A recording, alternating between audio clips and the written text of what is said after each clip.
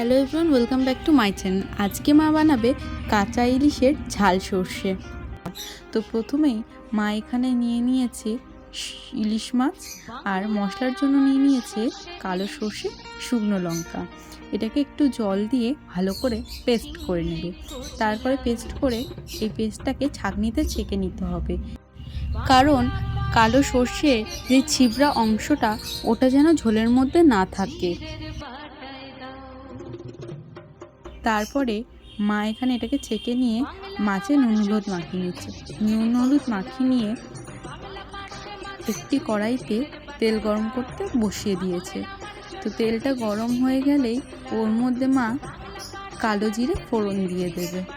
তারপর কড়াইতে মাছগুলো দিয়ে সর্ষের যে পেস্টটা ছিল ওইটাকে ঢেলে দিতে হবে। তো সর্ষের যখন মা পেস্টটা দিচ্ছিল তখন ওইটা আমি স্কিপ করে গেছি, আমি ওইটা তুলতে পারিনি, সেই জন্য আমি যখন ওটা দেওয়া হয়ে গেছে তারপর আমি দেখিয়েছি।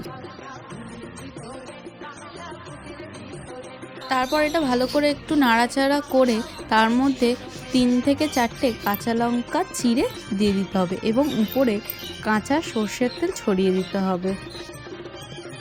তারপর কিছুক্ষণ ঢাকা দিয়ে খুললেই রেডি আমাদের কাঁচা সর্ষে ঝাল।